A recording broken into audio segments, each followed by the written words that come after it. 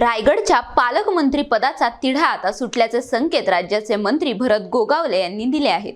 माणगाव येथे आयोजित पक्षप्रवेश सोहळ्यात बोलताना पालकमंत्री पदाबाबत सर्व काही निश्चित झाले असून केवळ अधिकृत घोषणा बाकी असल्याचे त्यांनी सांगितले। माणगावचा ग्रामीण भाग असेल, आमचा मतदारसंघ सोडून इंदापूर पासून सगळा तळ्याचा काही भाग, म्हसळाचा, श्रीवर्धन ह्या ज्या काही भागातल्या पत्यात फार मोठी अपेक्षा करू नका, कारण पहिली पण जुन्या लोकांनी कामं केली, त्यांचे पण निधी आम्हाला पैसे देणार आहे। सभापती, तुला सांगू इच्छितो की आपण सगळ्यांना बरोबर घेऊन जायचं। ज्या पक्षाने आपल्याला निवडून दिलेले आहे त्यांचा पहिला मान ठेवायचा, लक्षात ठेवा, कधी विसरायचं नाही आहे। कारण तुला त्यावेळेला पाडायला सगळे तयार लागले होते, परंतु तुला निवडून आणण्यासाठी ज्यांनी मदत केलेली आहे त्यांचा पहिला सन्मान, नंतर मग तुझा मान गेला म्हणून समजायचा। सांगत वस्तुस्थिती आहे, आज आम्ही कोण आहोत? आज आम्ही जरी मंत्री असलो तरी तुमच्यामुळे मंत्री आहे। तुम्ही जर आम्हाला निवडून दिलं नसतं तर भरायचे कुठं मंत्री झाला असता? जर तुम्ही जर अविनाश नारवडेला निवडून दिला नसतं तर तो कुठं जिल्हा परिषद सदस्य झाला असता? आणि पहिला मान सभापतीचा तुमच्या पंचायत विभागाला दिला, हे लक्षात ठेवा।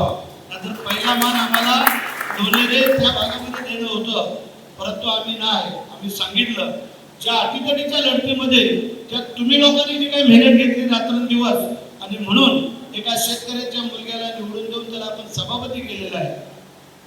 त्या सभापतीच्या कालखंडामध्ये लोकांनी सांगायला पाहिजे की हा सभापती चांगलं काम केलं, भविष्यामध्ये परत तुझं नाव यायला पाहिजे, अशा प्रकारचं काम करा। मी सांगितलं आणि झालेलं आहे, फक्त आता डिक्लेरेशन बाकी आहे, त्यामुळे त्याची पण काळजी करू नका आणि लवकरात लवकर ते होईल। आणि म्हणजे तुम्हाला व्यासपीठावरच्या सगळ्या मान्यवरांना, युवासेना, महिला आघाडी, आमच्या शिवसेना असं सगळ्यांनी मिळून मिसळून काम करा।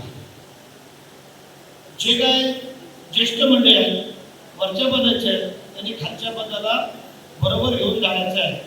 खालच्या पदाचा जर कार्यकर्ता चांगलं काम करतोय तर त्याला शाबासकीची थाप त्याच्या पाठीवरती द्यायची आहे।